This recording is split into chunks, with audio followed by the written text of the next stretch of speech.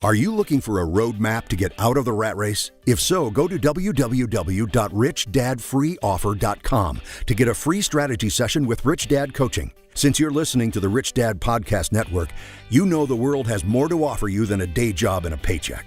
It's time to stop making other people rich and relying on outdated financial advice. We have a solution for you, along with an offer that you can't pass up. For listeners of this show, Rich Dad Coaching is offering a free strategy session that will allow you to plan, improve, and control your financial future. Just go to richdadfreeoffer.com. Rich Dad coaches are trained to find real opportunities specifically for your personal situation, using the same thought process Robert has used for decades to make millions upon millions. Robert's coaches can show you how to eliminate liabilities, build assets, and put more cash in your pocket each and every month. There are limited slots available, so don't wait. Visit richdadfreeoffer.com. That's richdadfreeoffer.com. This is the Rich Dad Radio Show. The good news and bad news about money. Here's Robert KIYOSAKI. Hello. Robert KIYOSAKI, the Rich Dad Radio Show, the good news and bad news about money. And today we have possibly the most important radio program you can listen to this year. The most important. So the reason I bring this up, why it's important to you, we all know a crash is coming. I mean, everybody I talk to, they know the market's too high, something's going to crash, and the end is near. And I was talking to a friend of mine who's in a very similar line of investments I'm in. We're both in apartments. We have a lot of apartment houses. And he says, oh, that's good news. When the crash comes, they're just going to bail us out again. They're just going to bail us out again. So what I'm saying here is this. The reason I'm excited about this book is the question is, let's say there's this crash, a big one, bigger than ever before. And what happens if the central banks like the Fed and the Treasury do not bail us out? What happens if they shut down the system on us? What would you do then? So it's a very important show. And our guest is a very, very special guest. I mean, after I finished his latest book, I had to call him personally and tell him thank you. Because one of my MOs, my way of looking at life is I want to know what I don't know. I want to know what my assumptions are and what blinds me. You know, what am I not seeing? And that's why I'm always on the lookout for somebody saying something so completely out of the box that I can't see it. Any comments, Kim? Well, Robert, I know this is this is your subject, and our guest today is James Rickards, and the book you're talking about is called The Road to Ruin, and I'm sitting here looking at it right now, and it's got tabs all over it. You've highlighted almost every single page. This is your study, so I'm really, really excited because at the Rich Dad Radio Show, what we do is we bring all types of points of view to the forefront, and this is a very an incredibly intelligent point of view of where we may be heading in the future. So please stay tuned. See, in my opinion, James Rickards is probably in the top 5 of the best people looking into the future today. He is in the top 5, possibly the top 2. And we've had the other 2 on the program here, so you guys have listened to them. But this is a very important program because this is not about the past necessarily, but history does count. But what might happen in the future? Let's say the market does crash.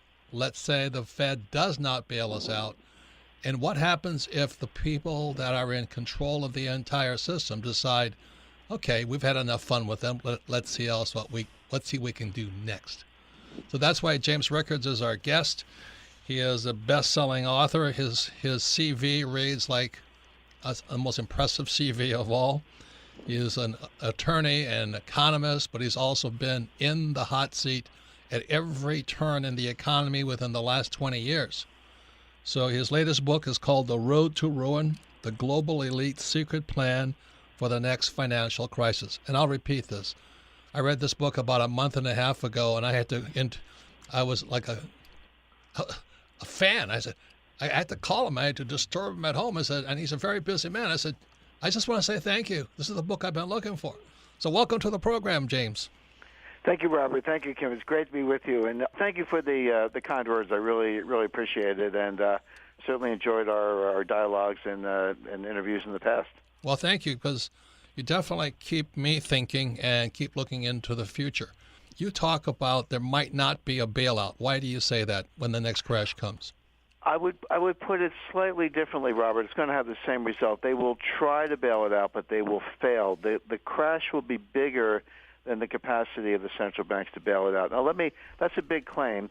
Let me back that up a little bit with some history and also some science. So I make a lot of claims in my books and in interviews and so forth, but I always back it up with analysis that you can. I don't like to debate claims because that's kind of pointless. One person says up, the other person says down. Where you're going with that. I always want to know what the analysis is, because then you can debate the science and debate the analysis. That's really where I like to stand my ground. So just take the not-too-distant past. Just take the last 30 years. Okay, in October 19th, 1987, the stock market crashed 21% in one day. Not a week or a month, but one day. And that was, in today's, I'll just use the Dow Jones as an example. So the Dow Jones is around, 21,000, give or take, as we're speaking. Well, 20% of that would be over 4,000 Dow points. So we both know that the Dow Jones fell 400 points in a day. It would be all that anybody was talking about. It would push, Trump's tweets and James Comey, all this stuff. It would push it off the headlines, and that's all anybody would talk about. If it were 400 points, can you imagine 4,000 points in one day? But that's what happened in October 1987. Then in 1994, the financial system almost froze up because of the Mexican peso, the so-called tequila crisis. Bob Rubin, Secretary of the Treasury at the time, he went to Congress for a bailout. Congress said no. By the way, there's an example right there of a bailout that people were expecting. Wall Street was expecting. That did not happen. Congress said no. So Bob Rubin there's a slush fund in the Treasury. Not to get too geeky, it's called the Exchange Stabilization Fund, or the ESF. It's a completely unaccountable slush fund. The Congress back in the 1930s said the Treasury can do whatever they want with the money. You don't have to go back to Congress for approval. By the way, just as a quick footnote, where did the Exchange Stabilization Fund come from? That was the profit the government made by stealing everybody's gold in 1933. Remember, 1933, they confiscated all the gold. They gave you $20 of paper money for an ounce of gold, but then they repriced it at $35. The reason they did that, they didn't want the American people to benefit. They wanted the government to benefit. So all that money went into that fund? That went into that fund, and it's been compounding and growing ever since. It still exists today. It's still there. Oh. And that's what Bob Rubin, when the Congress said to Rubin, we're not bailing out Mexico, you crazy, Rubin said, the heck with you, I'm using this fund, and he personally bailed out Mexico with the Treasury slush fund. So that's where it came from. Example. And that money came from stealing Americans' gold in 1933. Wow. So there's a little history there. All right, flash ahead to 1998, 97, 98. That was the Asian financial crisis. People, they use the metaphor of blood in the streets. They say, go buy stocks when there's blood in the streets because everything's so depressed, it'll bounce back. Well, there was sadly literally blood in the streets. In Jakarta, Indonesia, and South Korea, people were dying over riots, over money riots because of that crisis. That came around the world. You had the Russian default in August 1998. That landed in my lap. I was counsel to long-term capital management. That was the big hedge fund that was caught in the crossfire. Almost went right to the brink of bankruptcy. But here's the point I make. When Wall Street bailed out that fund with $4 billion in cash, they weren't bailing us out, they were bailing themselves out. And the reason I say that is because if the fund had filed for bankruptcy, and we were ready to do that, I was their chief lawyer, we had all these teams set to go, I said we would have just slept in the next day. There was nothing else for me to do. All the $1 trillion of off-balance sheet derivatives exposure would have been flipped over to Wall Street. They would have had to go dump $1 trillion of stocks to cover what they thought were balanced positions, which suddenly became unbalanced, and that would have taken down, closed every market in the world. We came within hours of shutting every market in the world. 2000, investors know what happened with the dot-com crash.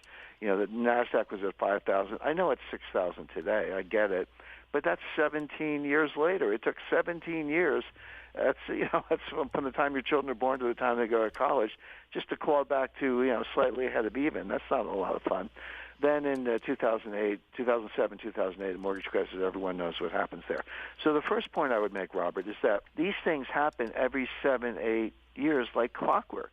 When you talk about markets crashing 30, 40%, 70, 80%, that's not some fantasy. That's not some, made up trying to scare people type of tactic. Just look at the record. I gave it for 30 years, not even talking about the Great Depression and the panic of 1907 and things before that. So these things happen every 7, 8, 9 years, almost like clockwork. That's number one. So you can, and by the way, it's been 9 years since the last one. 2008, we're now in 2017. We're coming up on the 9th anniversary of Lehman Brothers, AIG. So when I say they happen every 8, 9 years, it's been 9 years since the last one. I'm not saying this is going to happen tomorrow, although it could, but no one should be surprised if it does. So that's the first thing. But then there's a deeper point. This is really getting to your question, Robert, which is, okay, what happened in 1998? We were hours away from shutting every market in the world. Wall Street bailed out a hedge fund, long-term capital. In 2008, again, we were maybe just days away from the sequential collapse of every bank in the world.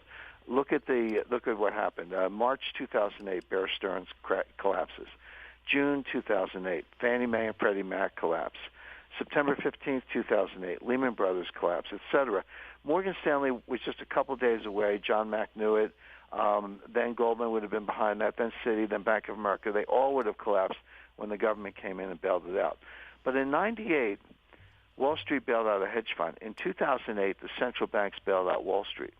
The point is, each bailout gets bigger than the one before. The next one is not going to be a crisis of confidence in Wall Street. It's going to be a crisis of confidence in the entire system.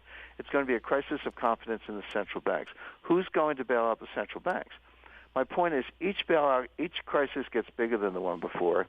Each bailout gets bigger than the one before. We are now at the point where the systemic risk is so large, it exceeds the capacity of the central banks to bail it out. Now, will they try? Yeah, they'll try, but they won't succeed. And then when they can't, when the fire engine shows up and they're trying to put out a fire and they've only got a gallon of water and it's gone and it's like, oh, gee, the fire's still burning. What do we do? People are taking their money out of money market funds. They're taking their money out of the stock market. They're selling real estate. They're redeeming. They're taking the money out of the bank. They're afraid for the whole system. But they're out of ammo, or at least they're printing money, but it's not working because people no longer have confidence in central banks. Then what do? Well, we know the answer. The answer is you lock it down. You shut down the system. And people go, well, that would never happen. I'm sorry, it has happened over and over again. Once again, this is Robert Kiyosaki, the Rich Dad Radio Show. Our guest today is James Rickards, probably one of my many few favorite guests, because his latest book, The Road to Ruin, The Global Elite Secret Plan for the Next Financial Crisis, he's talking to you today about the crash coming tomorrow or the next day. And the question we're asking him, or I'm asking him, and the point he makes in the book, his latest book, The Road to Ruin, is what happens if it doesn't go the way we expect it to go. As I said earlier, my friends are all expecting to get bailed out one more time. And James Rickards is saying, what happens if it doesn't work? And James, you said there's going to be a loss of confidence, not just in Wall Street, but the whole system. Correct. How is that? The global why, system. Yeah. Why is that? Well, because we'll have this crash. It'll start out. By the way, it could start anywhere. Everyone, one of the questions I get most frequently is, well, what's going to cause it? And my answer is it doesn't matter. And I'm not being glib when I say that. It's like, what causes an avalanche? Avalanches happen. Earthquakes happen. What causes them? Well, technically there's a cause. There's some snowflake that started the avalanche. There's some little stress fracture in the tectonic plates that starts an earthquake. But you can never find it. What you see is the result. The emergent property, the catastrophe. You see that. You never see what's coming. But the point is, in an avalanche, if it wasn't one snowflake, it would be another. So I could give you examples of things that could start a financial panic. The failure of some major bank to deliver gold. What we just had in Canada with this sort of second-tier bank mortgage lender that appears to be near insolvency. Something like MF Global. By the way, not every time one of these things happens, it doesn't mean that it leads to a collapse. It just means that it might, and if it's not one thing, it'll be another. So again, natural disaster could be a lot of things, but it'll be something. What I focus on is the instability of the system as a whole. Correct. When the right catalyst comes along. Jim, when we come back, we'll be talking more about this. But once again, this is the Robert Kiyosaki and the Rich Dad Radio Show. Our guest today is James Rickards. His latest book is The Road to Ruin, the Global Elite Secret Plan for the Next Financial Crisis. And we're asking the question, are you prepared for the next financial crisis? You're listening to the Rich Dad Radio Show with Robert Kiyosaki. Thanks for tuning in to the Rich Dad Radio Show. If you like what you're hearing, go to iTunes or Android, subscribe to the show, and leave a rating and review to help other financially minded people like you find the Rich Dad Radio Show. Thanks for tuning in and keep on learning. The Rich Dad coaching staff wants to make you a special offer. But first, they have a rather blunt question. What's costing you more money? Being financially uneducated or stupid? If you're uneducated about creating wealth, you can do something about it. In fact, just listening to this podcast demonstrates that being financially ignorant is not your problem. Robert has said that being stupid is expensive. He doesn't mean to imply that you are not intelligent. He means it is stupid to know that you have options to improve your financial education, but choose not to do anything about it. We encourage you to take a different path and get a free strategy session with a member of the Rich Dad coaching team. Rich Dad Coaching has guided thousands of people to financial freedom by helping them take action rather than just dream. Go to www.richdadfreesession.com right now to learn all the exciting details. There are only a few times where you're faced with a decision that will affect the entire trajectory of your life. This is one of them. Don't let it slip away. The stupid thing to do is also the most expensive, which is to ignore this offer and hope for a miracle. Instead, do what Robert would advise. Put your fears aside and go to richdadfreesession.com and claim your free strategy session while they're still available. There is simply no faster way to turn your dreams and aspirations into actual wealth and financial success. So go to richdadfreesession.com now. Every business owner and real estate investor needs asset protection. Entities like LLCs, S or C Corps are vital to protect yourself and your business. Let Corporate Direct guide you through the process of forming a corporation or LLC. Corporate Direct is owned by Rich Dad advisor Garrett Sutton and is Robert Kiyosaki's choice for corporate formation. Mention Rich Dad and receive $100 off a formation. Call 800-600-1760. That's 800-600-1760. Or visit online at corporatedirect.com. That's corporatedirect.com.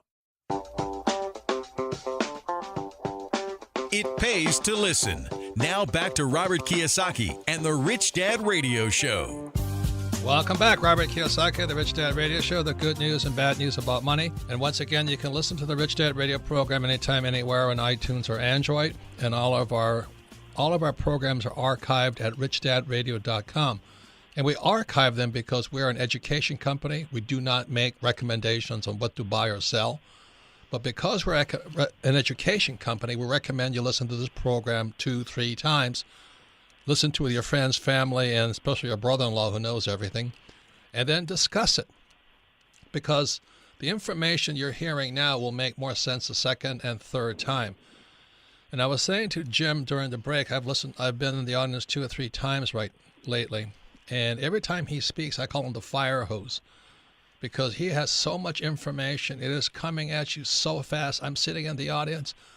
There's no way you can take notes. I just got to sit there and kind of hang on for dear life and hope some of it sticks in my brain.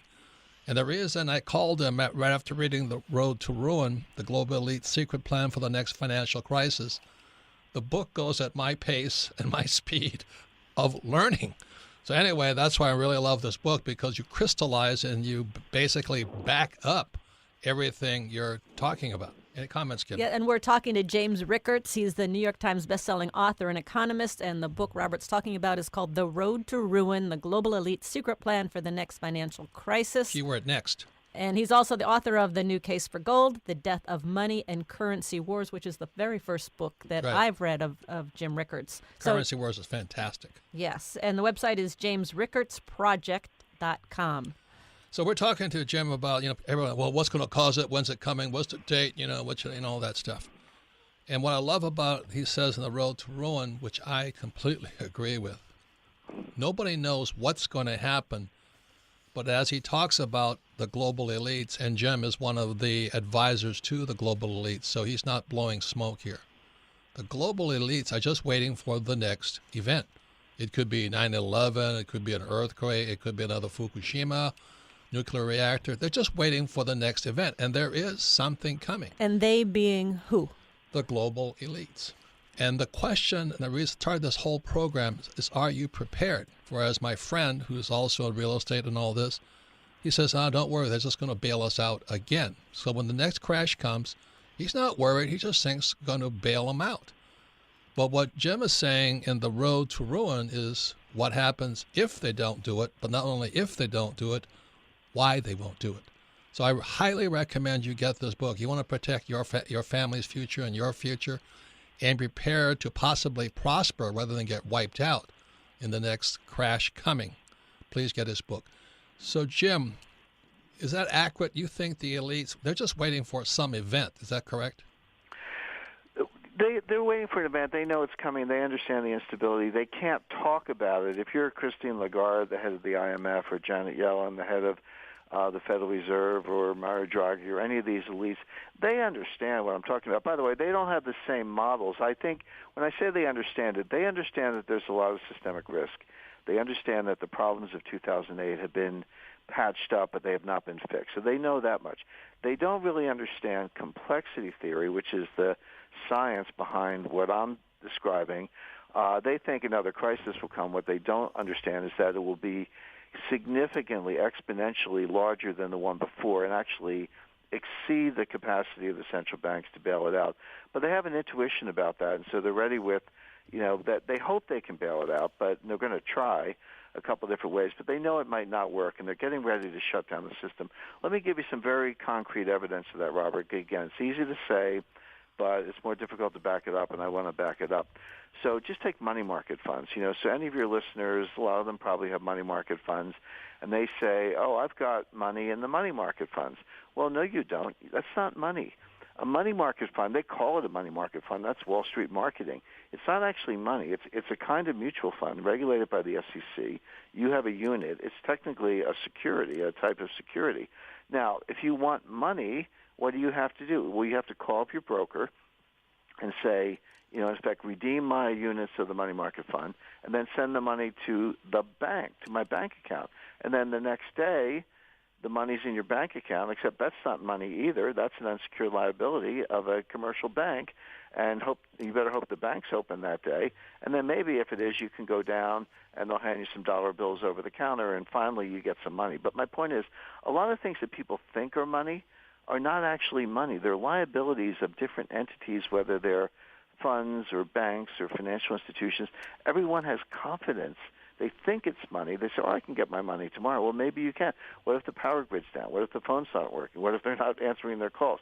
But more to the point, in 2008, the thing that practically gave Ben Bernanke a heart attack, when Ben Bernanke and Hank Paulson, who was the Secretary of the Treasury at the time, Bernanke was chairman of the Fed, they walked over to the White House and went in the Roosevelt room with President Bush, and they said, Mr. President, the system is melting down. You need to take radical action right now, or we're going to have a complete collapse. And that was when the TARP bill came. Remember TARP? And they put it before Congress, and Congress voted it down. The stock market fell 700 points, which was a lot more then than it is now, because working from a lower level, that was like an 8% drop in one day. And then Congress finally voted it. But so what was it that made Bernanke and Paulson's faces turn white, pale white like a ghost, and walk over to the president and tell me he had to do something?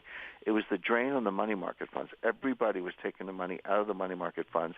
The money market funds, where were they getting the money? They had to sell commercial paper. Who had the commercial paper? The European banks, to fund their dollar assets and so forth. So the whole system was unwinding, and that's when they came up with the TARP and the guarantees. They guaranteed every bank deposit in America, et cetera. Now, that was 2008. This is now 9 years later. Guess what's happened in the meantime? The SEC changed the law.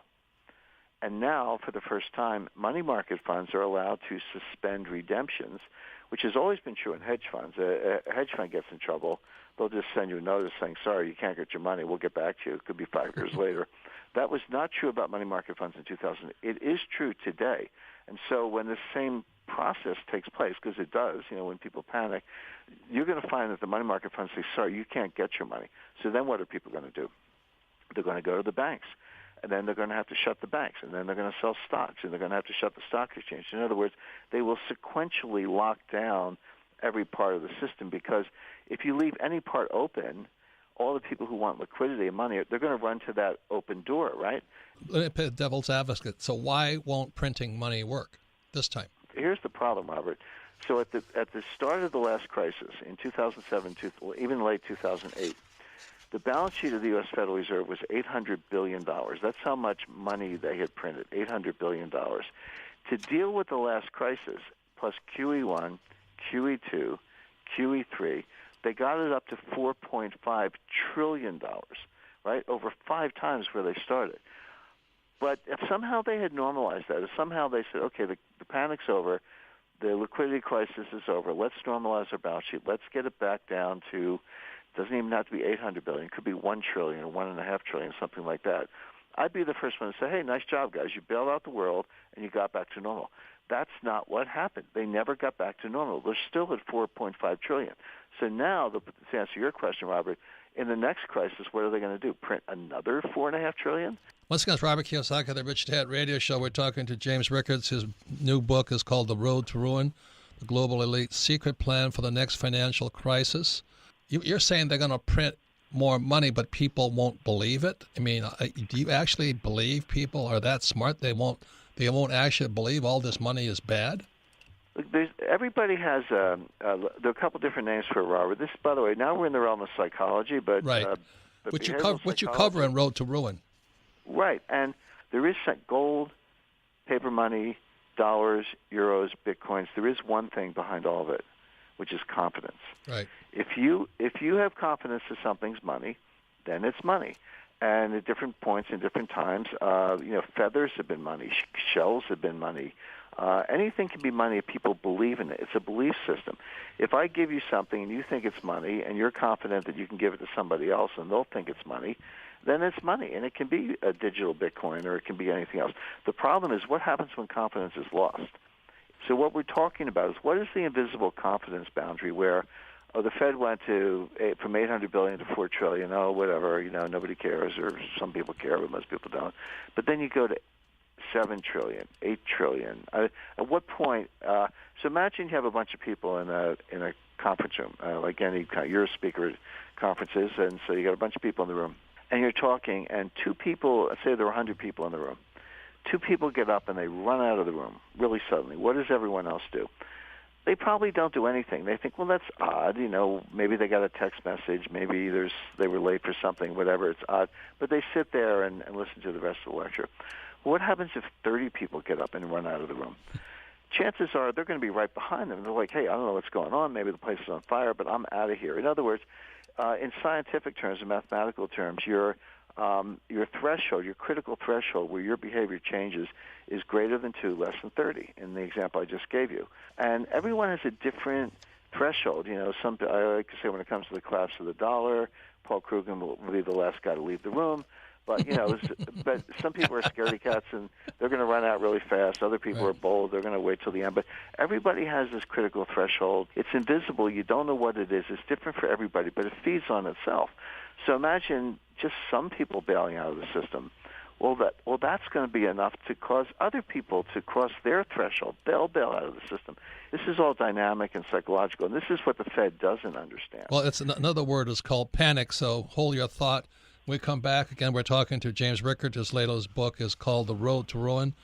It's a global elite secret plan for the next financial crisis, not the one in the past, the one that's right around the corner. And Jim also has solutions for what you can do to prevent your money from disappearing if there is this big freeze that happens and all the system closes. So, there actually is something you can do. So when we come back, I want to talk about my favorite subject is who are the 2 biggest losers, when the panic hit. You're listening to the Rich Dad Radio Show with Robert Kiyosaki. Rich Dad Coaching offers a phenomenal variety of services and custom strategies, all aimed at ensuring a secure, comfortable, and rich future for you and your family. Now you can get weekly access to exclusive Rich Dad coaching services through our live stream events. Go to richdad.com and click on the On Demand banner at the top of the homepage.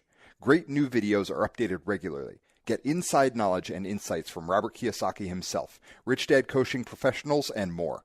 Go to richdad.com and click on the On Demand banner at the top of the homepage. This is the Rich Dad Radio Show, the good news and bad news about money. Here's Robert Kiyosaki. Welcome back, Robert Kiyosaki, the Rich Dad Radio Show, the good news and bad news about money. Once again, listen to the Rich Dad Radio program on your time and your schedule, anywhere you want, on iTunes or Android. And all of our programs are archived at richdadradio.com. We archive them because we're a financial education company. We make no recommendations. We're not an advisory service. So we listen to it again. You'll pick up 2 or 3 more things.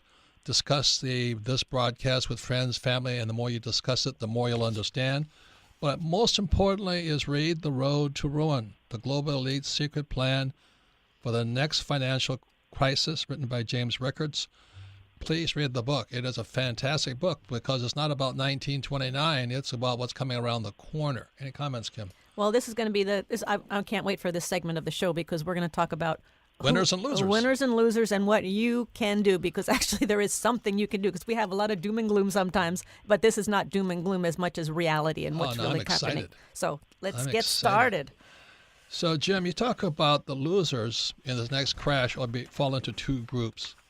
And the first are those who hold their wealth in digital form, such as stocks, bonds, mutual funds, ETF, market money funds, and savings accounts. Why do you say those guys will be the first losers? For 2 reasons, Robert. Number one is, you run into very wealthy people. I know you do, I do, and I happen to live in the town, Darien, Connecticut. It's very, a lot of wealth around. So you run into billionaires or people worth $200 million, and they're very happy to tell you what they own. They go, I got money in stocks and money in bonds and money in this. And I say, no, you don't. You have electrons. These are all digital accounts.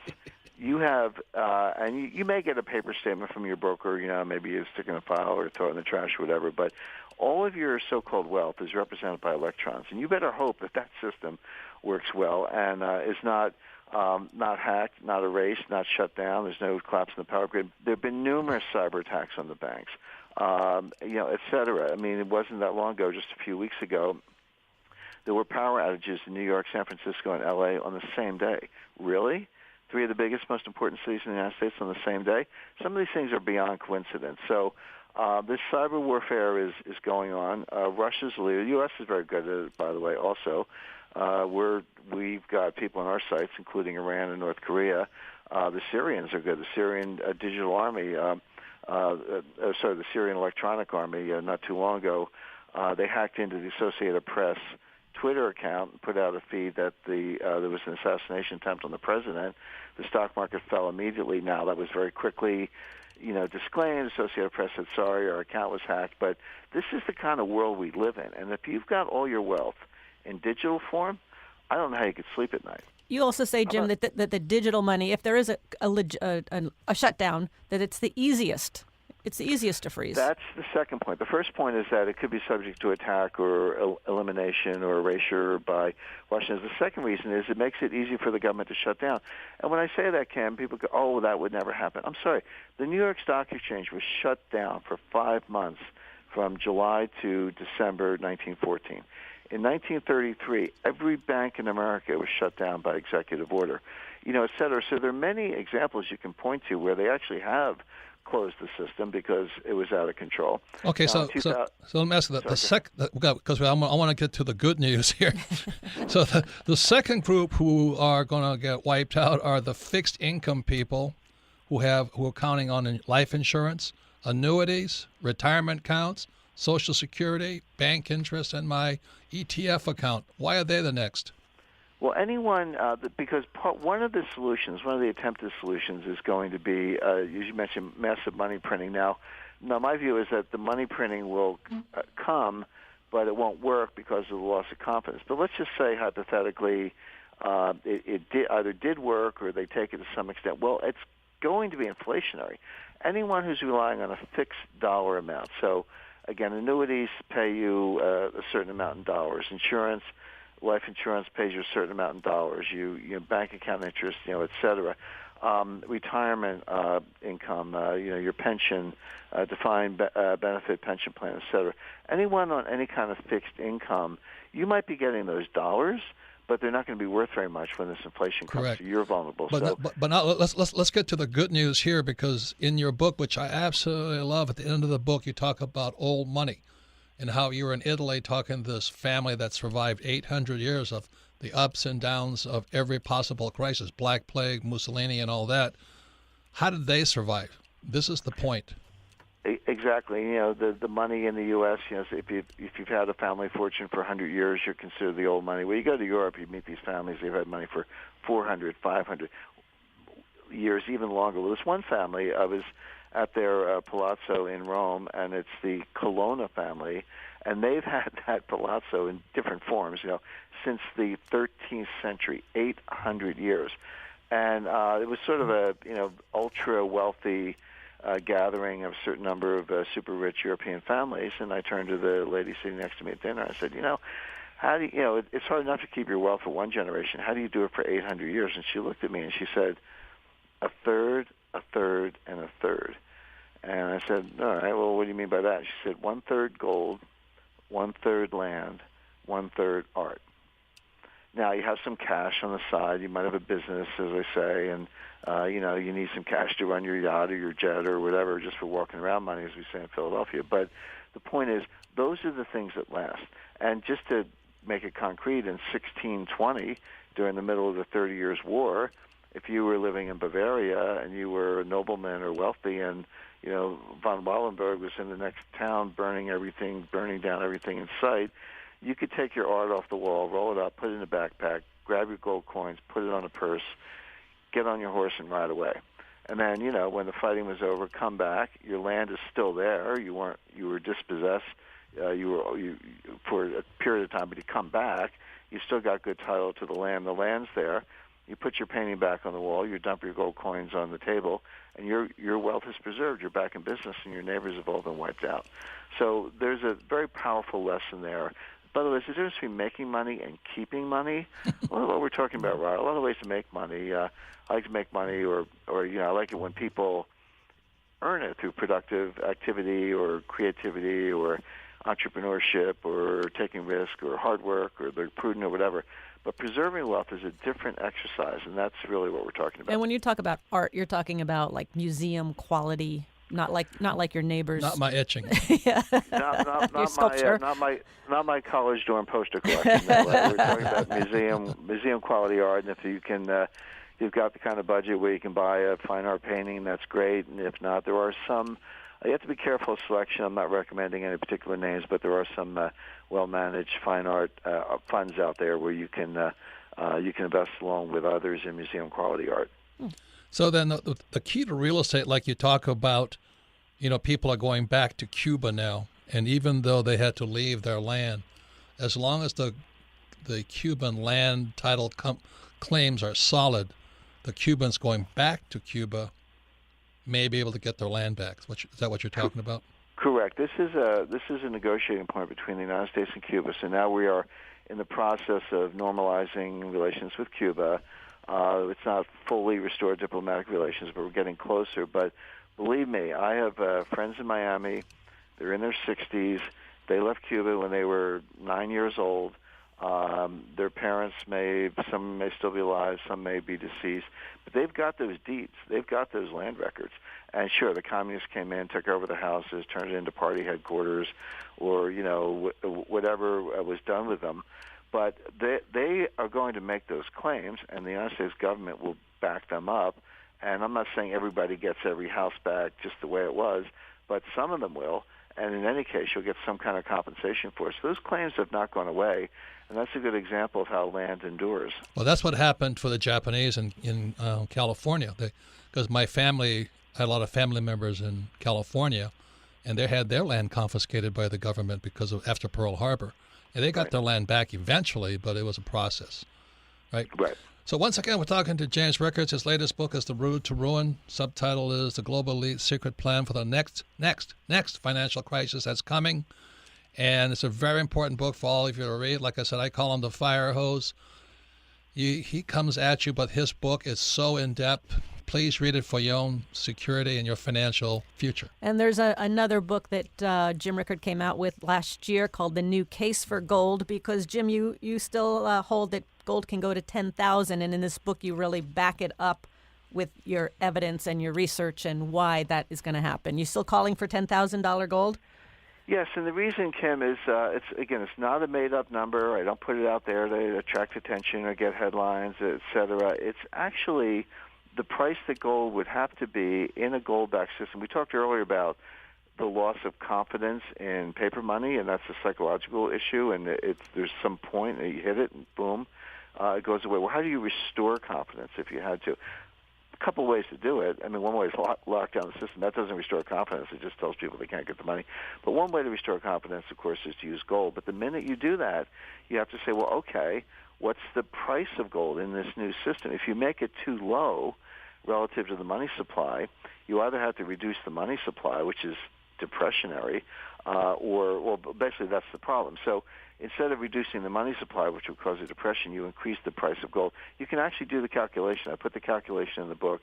But $10,000 per ounce is the implied non-deflationary price of gold in a gold-backed system. So if you have to go to gold to restore confidence, you've got to get the price right to avoid a depression. And that answer is at least $10,000, possibly higher. I don't need to go into the higher figures, but they're all in the book. But it could be as high as $40,000. But $10,000 is enough to get the message out there.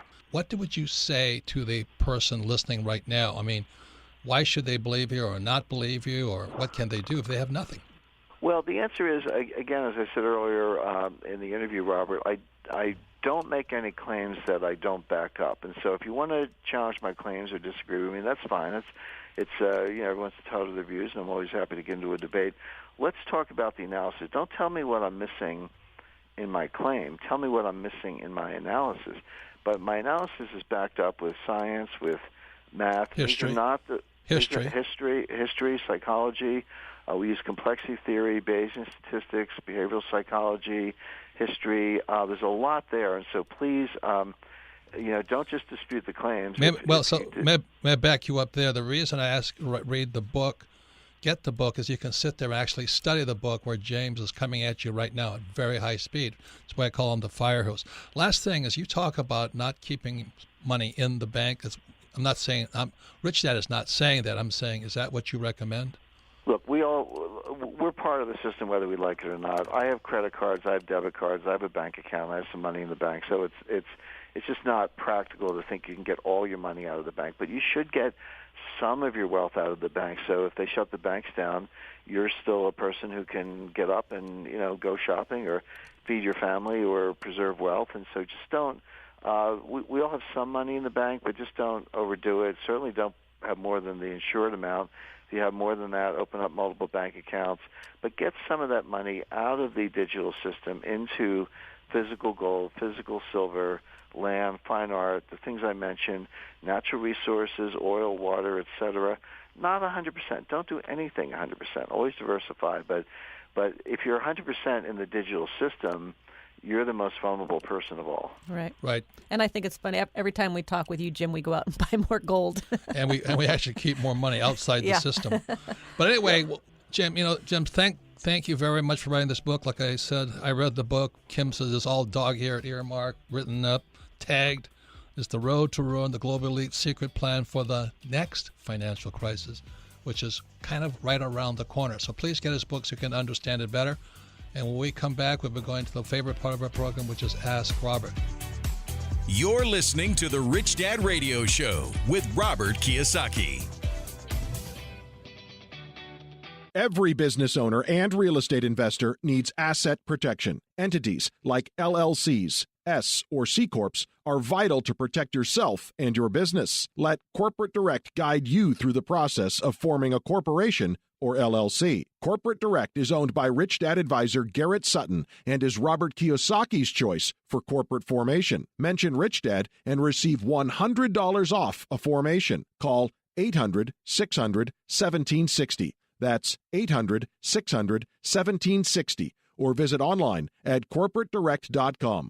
That's corporatedirect.com. The key to achieving your dreams is to develop a rich mindset instead of an excuse mindset. Instead of saying, I can't afford that, ask yourself, how can I afford that? It's amazing how a simple shift in thinking can open a world of new ideas and endless possibilities. Let the Rich Dad Company help kickstart your journey to financial freedom. Robert Kiyosaki and the Rich Dad Company have compiled Robert's top secrets to creating a rich mindset, now available in a 10-minute ebook, How to Achieve a Rich Mindset. This offer is available for a limited time only, so get yours today. Get your free ebook, How to Achieve a Rich Mindset. Go to richdad.com and look for the banner. Again, this is available only for a few days, so act fast. Go to richdad.com and look for the How to Achieve a Rich Mindset banner. Financial freedom begins with financial education. Now back to Robert Kiyosaki and the Rich Dad Radio Show. Welcome back, Robert Kiyosaki, the Rich Dad Radio Show, the good news and bad news about money. I want to thank again to James Rickards, his latest book, The Road to Ruin, but his other books are The Currency Wars, The Death of Money, and The New Case of Gold, which came out 1 year ago in 2016. And his latest book is The Road to Ruin, The Global Elite Secret Plan for the Next Financial Crisis. Please get that book because it's not about the last depression, it's about the coming depression. And the more you know, you can make your own decisions what you're going to do. The reason I like his book is because I've already done most of the things he recommends doing. I've been doing it for most of my life. So anyway, thank you to Jim. You listen to the Rich Dad Radio program anytime, anywhere on iTunes or Android. And all of our programs are archived at Rich Dad Radio. We archive them so you can listen to it again, because second time you listen to it, you'll learn even more. If you discuss it with your friends, family, and loved ones, you may even get huge insights. But most importantly, please get his book, The Road to Ruin, and study it. Please study. So you can submit your questions to Ask Robert at richdadradio.com. So what's the first question, Melissa? Our first question today comes from Ramin in Canada. Favorite book, Rich Dad, Poor Dad. It says, Robert, my question is how protectionism will be saving the U.S. economy if they are really in financial crisis. What's your prediction about the consequences of that policy in short and long terms for the U.S. and the rest of the world? Who knows what's going to happen? The reason we have James Rickards on board is because it's always about the money. Follow the money. So we can sit there and, discuss elegantly what Trump's going to do and what Yellen is going to do and all that. But the most important question is, what are you going to do? That is the most important question today because, again, the road to ruin, the Global Elite Secret Plan for the next financial crisis, will give you some idea of what you should do when the next crisis comes, because it's upon us right now. That's the point. I don't understand why people discuss things they cannot change.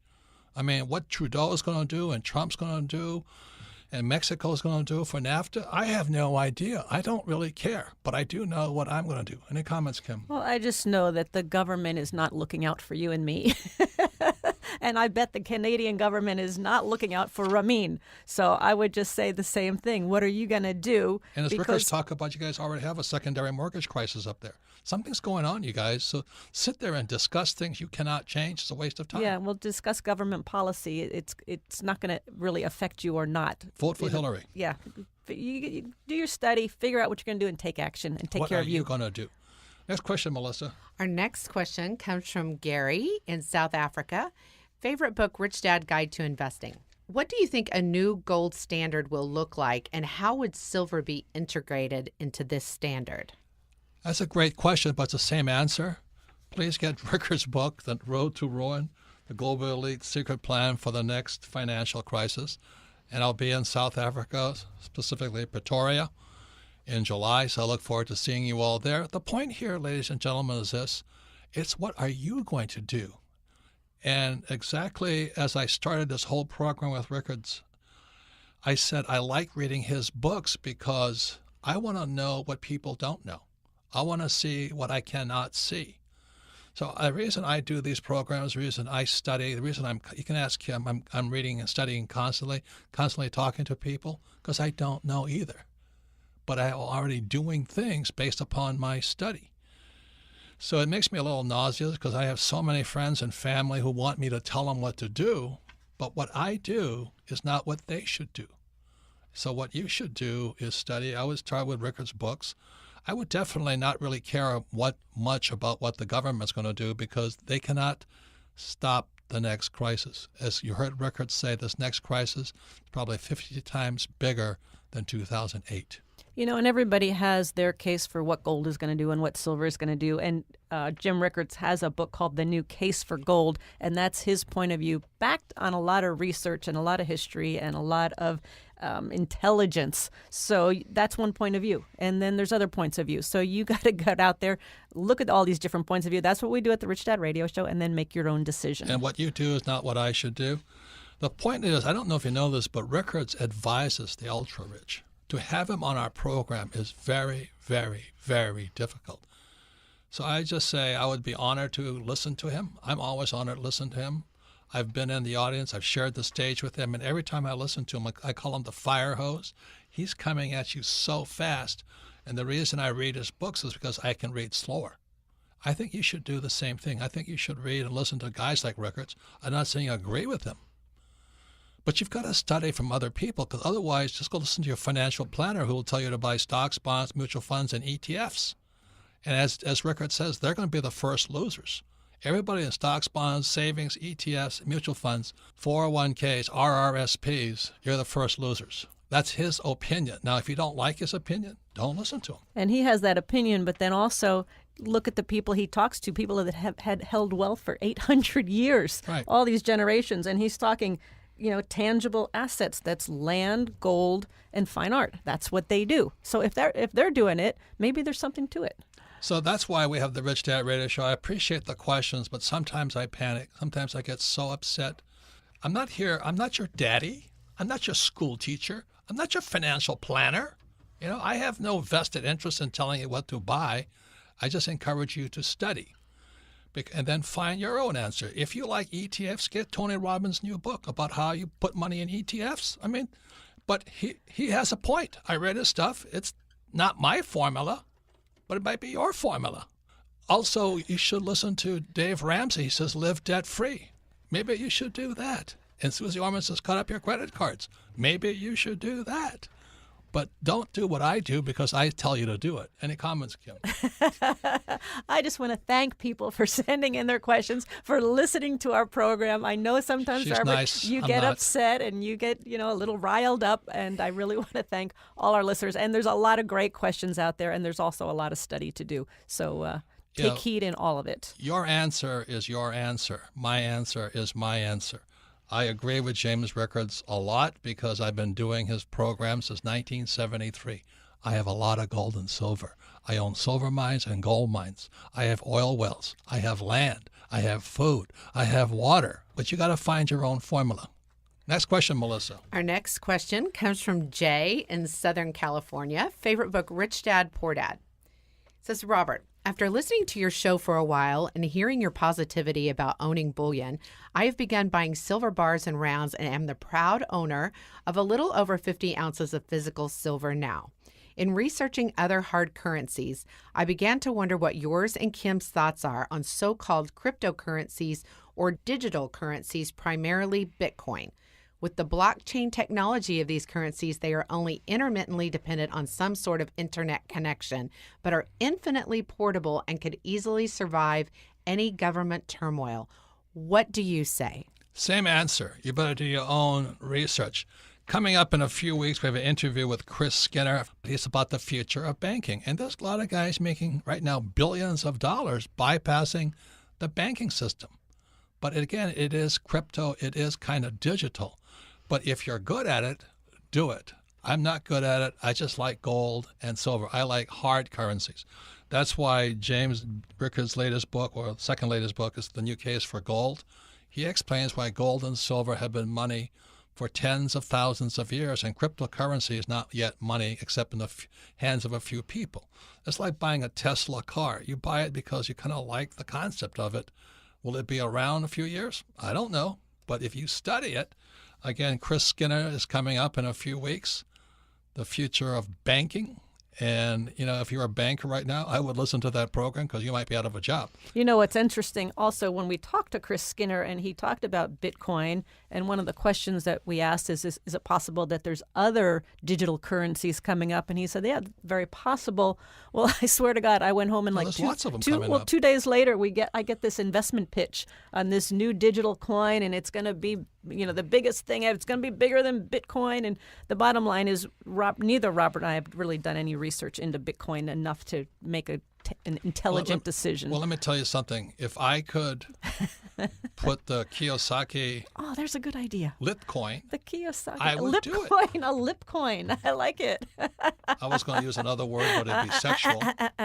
But anyway, the whole point here is everybody wants to print money. And so Kim and I print money by borrowing money. We borrow hundreds of millions of dollars, and the profits we invest, gold, silver, land, no artwork yet, but water and oil.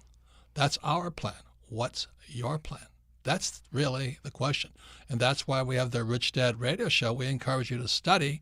If Dave Ramsey says live debt-free and that makes you really, really happy, puts lead in your pencil, then do that. But that's not my formula. Tony Robbins says buy ETFs. Of course, he sells the ETFs, but that might be good for you too. I don't know. Jack Bogle of Vanguard says Tony's plan is solid for ETFs, but I don't touch them. And if you listen to Rickards, he says they're going to be the first losers. Savers, mutual funds, savings, ETFs, they're toast. Now, if you don't like what Rickards saying, then go get Tony's book and read Tony's book. But that's what the Rich Dad program is about. We don't sell any of that stuff, do we, Kim? No, we do not. We don't sell anything. We just give information and education. And Kim and I love our credit cards. So if you want to cut up your credit cards, listen to Susie Orman. I just like what Rickard says. I mean, he says tangible assets, and these families have been around for hundreds of years. That's how they hold their wealth. So I like things that stand the test of time. No, it doesn't mean they should do that. I just like things that stand the test of time. So all of you, thank you for listening to this Rich Dad program. That's what they call Kim and I, the Beauty and the Beast. You can tell which one I am. But I'm concerned for all of you right now. That is my concern. If you're asking me these questions and you're asking me questions about what Trump's going to do or Trudeau's going to do or Yellen's going to do or Lagarde's going to do, I don't know what they're going to do. I'm more concerned about what you're going to do. So thank you again for listening to the Rich Dad Radio program. You can submit your questions to Ask Robert at Rich Dad Radio and figure out what you're going to do next. Thank you very much.